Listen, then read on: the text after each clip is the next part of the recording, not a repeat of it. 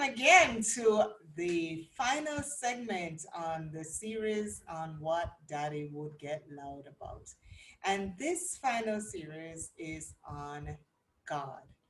The one thing that Mums is sure of that Daddy would be so loud on, and his life depicted that, was his love for God and fellow man. Let's get loud. Let's get loud.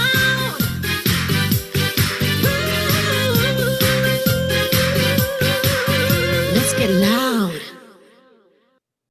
You know, Daddy's journey, based on the eulogy and based on conversation with Mom, began in 1962 when he encountered the McGanns at camp when they came, and he committed his life to the Lord.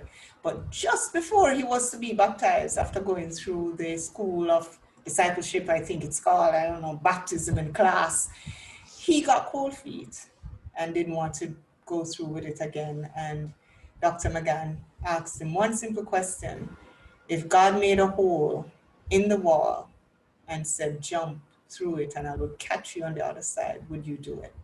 And he made the jump because he was assured that God would be on the other side waiting for him. Nupaul and Greg, how has Dad's love for God manifested in your family and manifested in your lives individually? It's, again, foundational. Mm-hmm. There is a joke among Dad's friend that he has Jesus in his breast pocket. And that caps off his entire approach to life. I have not encountered anyone else that lives by faith as much as our dad has. Mm. While others would encounter a problem and get swayed and get angry, Mm-hmm.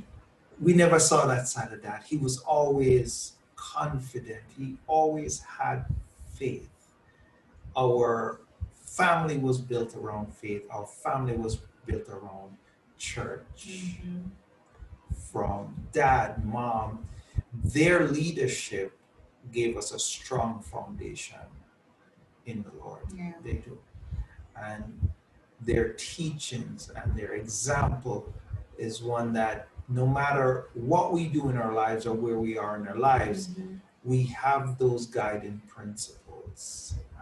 And you know, that's what has driven my journey in faith. Mm-hmm. Nupaul, Okay. talk about your early days in growing up in a Christian home where Dad was always at church. Always at church, always in meetings, participated in every event there was. He was a part of the church, and the church was a part of him. Wow. You know, when you, as a kid, when I got into my whatever trouble I would get into, Which were many? there were many. There was a lot of growing up to do. Okay. So anyway, he would always quote the Bible, as you would expect from a Christian. Mm-hmm. Those lessons, but with me, I guess he knew me very well because he knew what verses to pick. He always knew the right verse to Really? grab my. He always did. Can you Always remember did. any of those? No, No? not no. Mm-hmm. But he was never a preacher Mm-hmm. when he spoke to me. You know, he always tried to use the Bible as a foundation, but then explain himself in plain English, and that related to me. Wow. You can imagine there are a lot of maybe preachers out there, and they Mm-hmm. try to preach to their kids, Mm-hmm. and depending on your kid, if you have a kid like I was, that wouldn't work. You had And to. what kind of kid was Nupaul? I am very curious. You know, I wanted to discover who I was. I wanted to discover life. I wanted to be active. I wanted to go out and meet people. I'm very much a people person. I love meeting people. Mm-hmm. And I wanted to just meet more people, meet Mhm. different types of people. Mm-hmm. I've always been that way. Mm-hmm. And when he talked to me or he counseled me like a human being, like a normal father trying to connect with his son. Yeah. That's Can how he you spoke to me. can you just describe one of those scenarios in more detail? One of those scenarios, there are a lot of them. which one should I pick? School, right? Mm-hmm.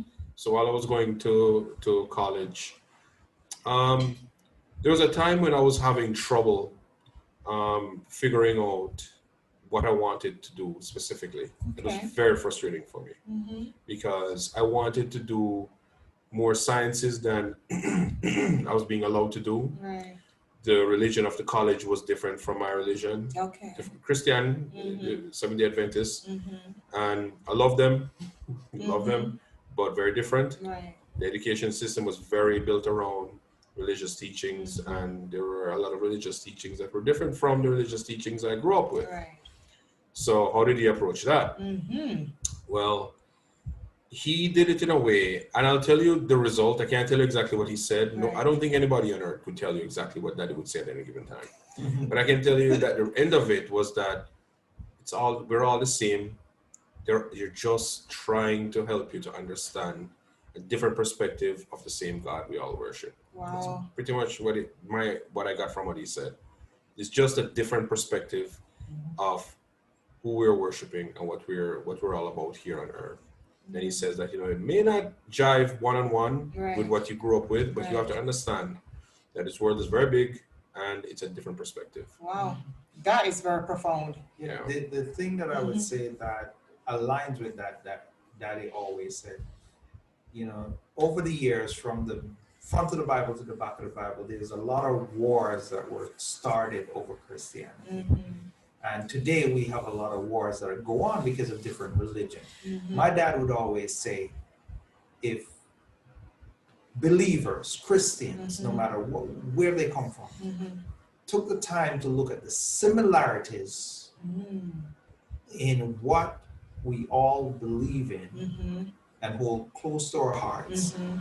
there's far more similarities than differences, and Wow. the world would be a safer place. Wow. And I think that's what Nupaul is alluding to, Mm-hmm. that the college was different from what we Grew up. with, Mhm. but there are many similarities and perspectives that we agree on, and the ones that we approach from different angles, Mhm. we just work through. Right, right. You mentioned something, Nepal, or is it Greg, that Dad was never angry, but I heard a story that while they were building the church, that Dad got upset. And no one has ever seen Daddy upset. So everybody was like, wow, Brother Miller is upset, right? But it went back to the plan. They were deviating from the plan, and he was trying to explain, like you said, Nepali, that he would do in his own way, why it would work the way it was designed. But when the story was, they sent him to buy something at the hardware store, and they carried out what they wanted to do while he was gone. And when he came back, he was very upset. But I think he saw what they did and worked around it. Like you said, he learned how to pivot, and he learned how to see things from different perspective. So Greg, what else do you think, Daddy, when it comes to his relationship with people, how did he relate to them?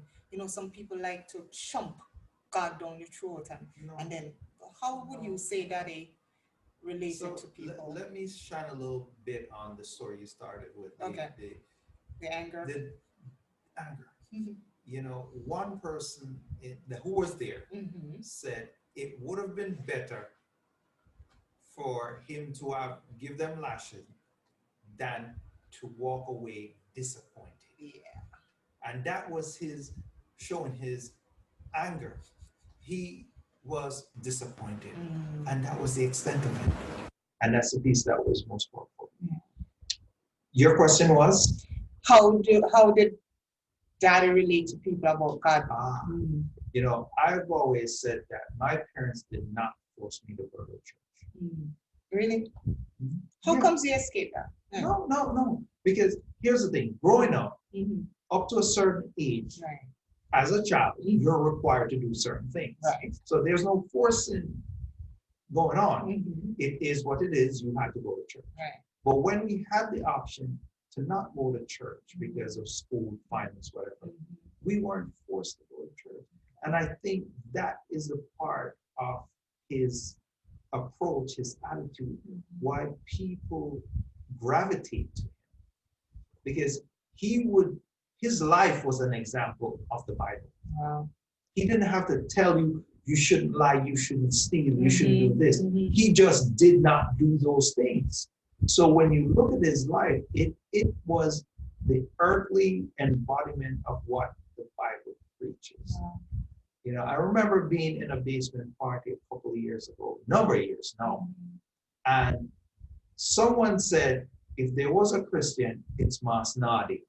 And I've never seen everyone in a basement party agree about the same thing ever.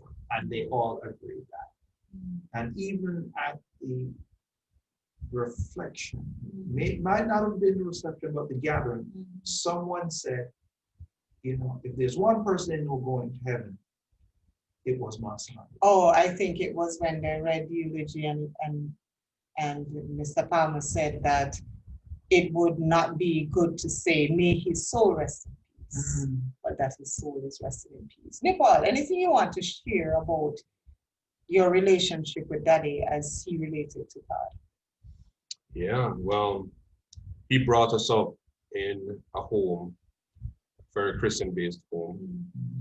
You know, he taught us based on the Bible and the teachings of the Bible to his core. In his last days, he wanted hymns, his favorite hymns. He wanted his passages, you know, read to him. He wanted, he really through and through represented what it means to be a real Christian.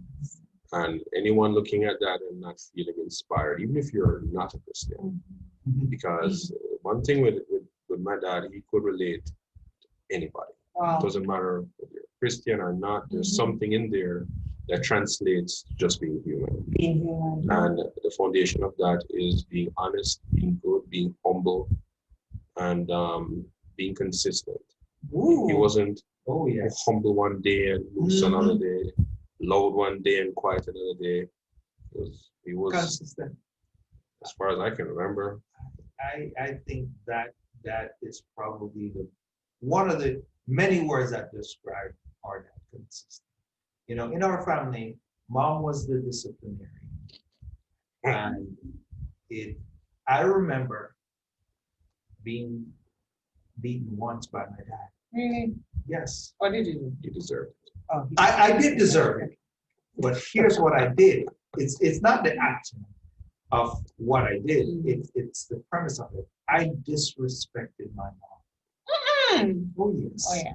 I thought that I was grown, and I decided to take the belt away from my mom.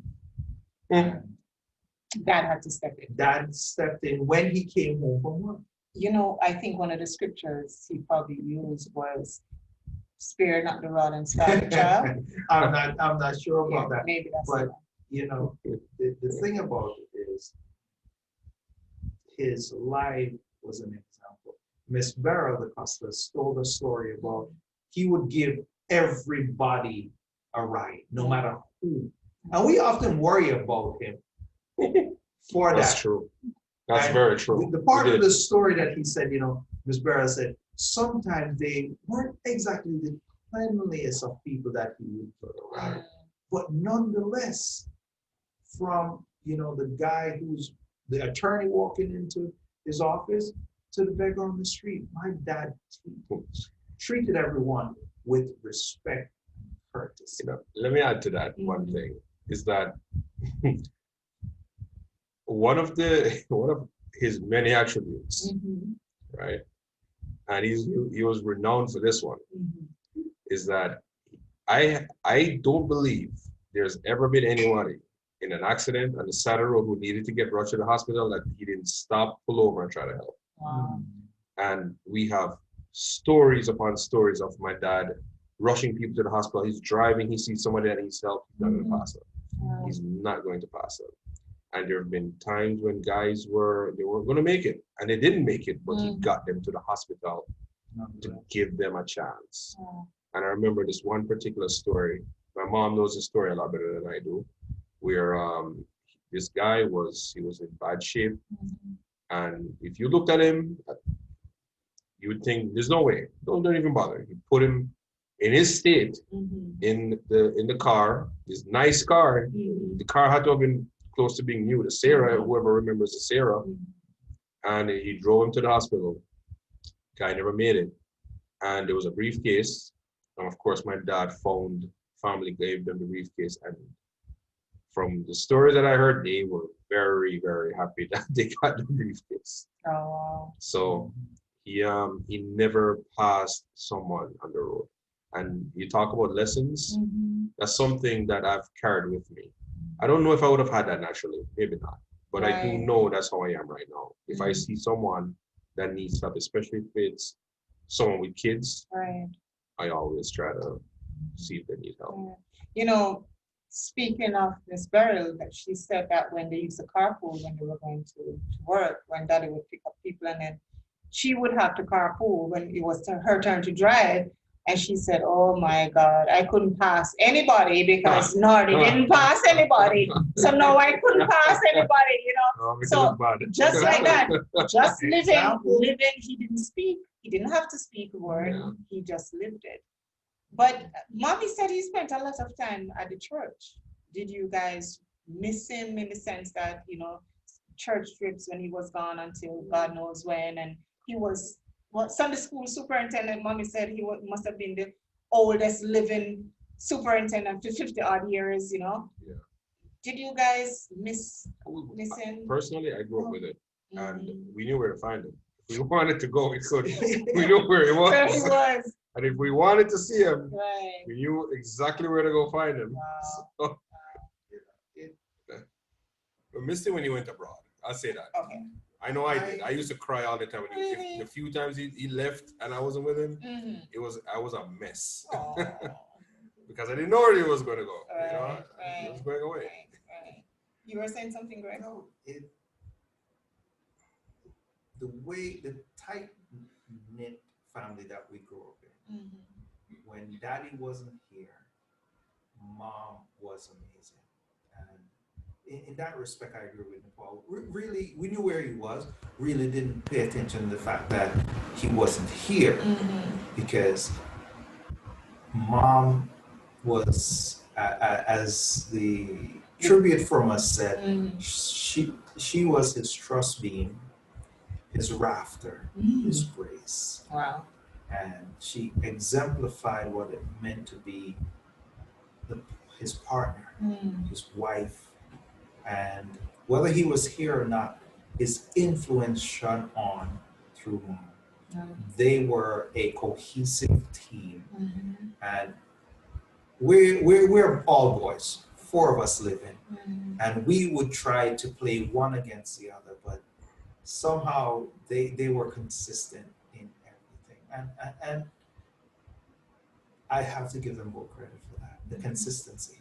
Okay, that's good stuff.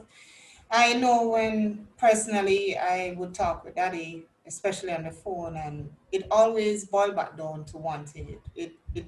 It's a discussion about God and his goodness, and, you know, praying together on the phone. And he was so, even if he were down, he would perk up. The minute you mention, "Okay, Dad, you want us to pray?" Oh yes. And he would be in total agreement with you. And he just simply loved God, and he loved everything about God, and he exemplified his life, and he lived in such a way that others saw God in him. Saw God in him. He didn't have to say a word. And you often say that people see God in us. So the life we live is a bigger testimony than the words that we speak about being a Christian. So thank God for people like Daddy who lived their lives in such a way that others saw God in them and were led to glorify God. So his position in church, he was an elder, right, up to the time of his death, right? And I know that he built. He was the one who drew the plans for that church, right? For Bethel, yes. As far as I know. Yeah, based on what I heard too. and built and was instrumental in building Many the rebuilds campsites as and well. rebuilds and expanding the church. I heard through the grapevine, Nupaul, that you're supposed to be expanding the hall. The hall? Yes. Down by the church? Down by the church, and you took some measurements years ago. Years ago. I wonder what happened. I wonder what happened. I don't know. Remember now, Talking we're about following in some some footsteps. footsteps and building on the foundation. Oh yeah. Uh-huh. Maybe it's a time to revisit the measurements, Nupaul. I took the measurements. They wanted. I did what they asked me for, Right. and I did it, and it was delivered. And it was delivered. And then I took a plane. And you took a plane. Yeah, I wasn't living. Yeah, that was a couple of years ago. I was not living down here. That's good. That's good. But anything else you would want to say as we look to wrap up about the foundation, the godly foundation that is left for us to build on? Anything else you want to say about that? Say, be consistent. Be consistent. Your actions, and this is a cliche, speak far louder than your words can ever. Nupaul? I would say humility. Mhm. Don't assume that you're always right. Mm. Maybe I learned this the hard way, like I explained in the first segment. Right. But maybe assume that you're wrong until allow somebody to prove you're wrong. I'll say that. Be open to someone convincing you otherwise, and then keep an open mind. That is very profound. That is very profound. And as Mommy said earlier when we were talking, said that, there's no turning back when you trust in the Lord, and that the Lord himself will be on the other side. As Daddy said, a hole in the wall. When Dr. McGann asked him the question, if God put a hole in the wall, would you jump through the wall knowing that he is on the other side waiting to catch you? He took that jump, and over how many years later, 1962 to 2020, I don't know who's the math brain in here, that's nearly 58 years, I think. Yeah, 58, I think, yeah. He was steadfast, Yes. unmovable, always abounding in the work of the Lord. And today we can say that his labor has not been in vain in the Lord. Amen. And with that said, we just want to say to you again, if you like this segment, if you like what you heard, you need to do the LCSS. And this time, Nupaul is going to help us say it. Nupaul, the LCSS, you're going to Like, comment, subscribe, Shit. share. share. There you go.